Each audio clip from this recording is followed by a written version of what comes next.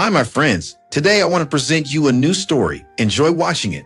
I never questioned my parents' sincerity. Growing up, we were taught that family meant loyalty, sacrifice, and trust, principles I lived by without hesitation. So when mom and dad came to me one evening, faces drawn with worry, and pleaded for my help funding Nora's education, I didn't blink. She has so much potential, mom whispered, her voice trembling. But college is expensive, Brandon.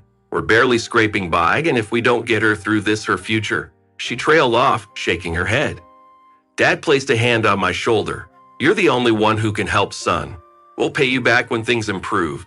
Just think of this as keeping the family afloat. The guilt pressed against my chest. I was their eldest, their rock, and Nora, my bright-eyed younger sister, deserved a shot at life. I worked tirelessly to pull together the funds, overtime, side gigs, cutting every corner I could. I even sold my car to keep her tuition paid. It wasn't until I came home late one evening that I realized the scale of the betrayal. Exhausted from a double shift, I unlocked the front door and laughter greeted me. I paused by the kitchen, the familiar sound drawing me in. Honestly, Nora's voice chimed, airy and smug. It's hilarious. Brandon thinks I'm living off ramen noodles, but I just got that $1,500 this week.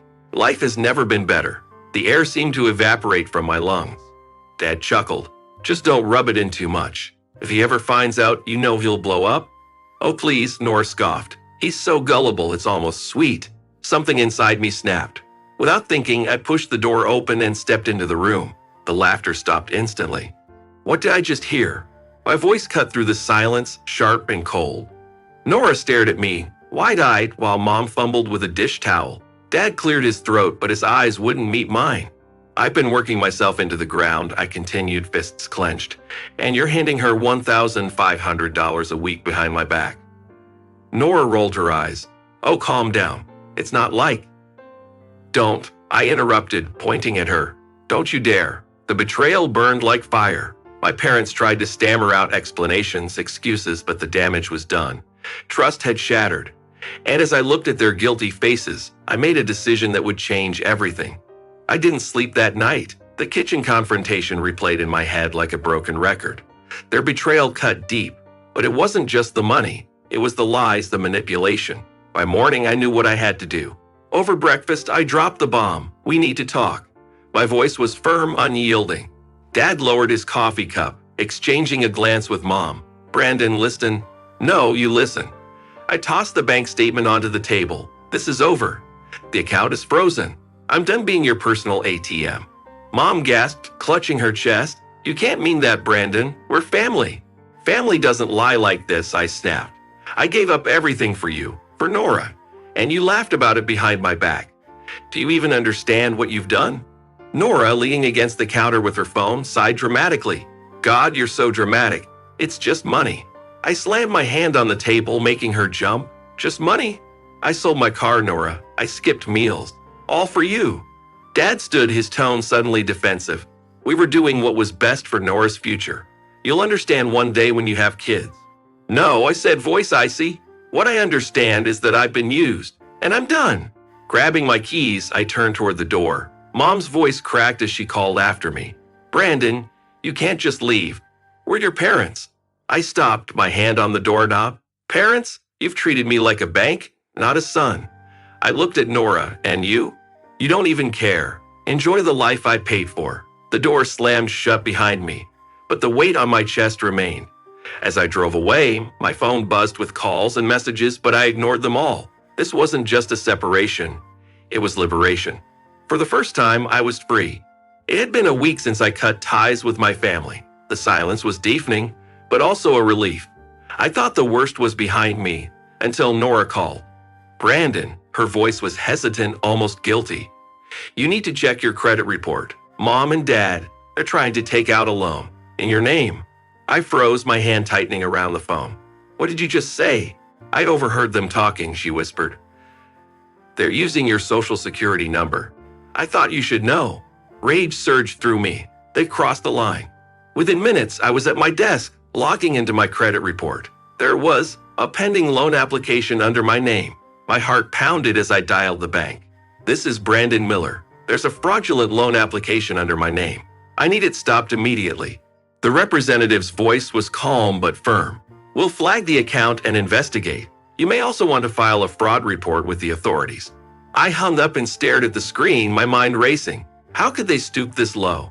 Before I could overthink it, my phone buzzed again. Brandon. Nora's voice was shaky. I didn't know they'd go this far. I'm sorry. Sorry doesn't cut it, Nora, I said, my voice sharp. They've taken everything from me, and now they're trying to ruin my future. This ends now. That afternoon, I filed a fraud report detailing every instance of their deceit. It felt surreal, standing in a police station and explaining how my own parents had betrayed me.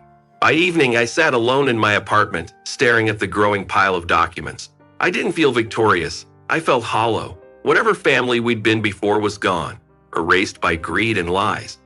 It was a rainy afternoon when the letter arrived. I almost tossed it into the trash, recognizing Nora's handwriting on the envelope. But something about the weight of it, both literal and emotional, stopped me. Unfolding the paper, I read her words slowly. Brandon, I owe you more than an apology. I owe you the truth. I was selfish and complicit in what Mom and Dad did. I knew they were lying to you, but I didn't stop it. I'm ashamed of myself. The letter continued, recounting how she had spent years blindly accepting their generosity, ignoring the toll it took on me.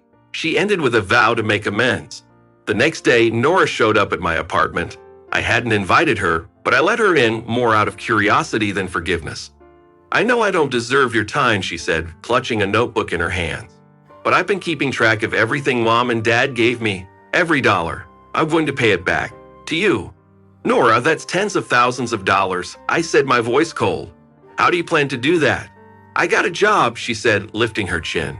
It's not glamorous, but it's a start, and I'm cutting ties with them too. They're toxic. I wanted to believe her, but trust wasn't something I could hand out freely anymore. Words are cheap, Nora. Show me you're serious.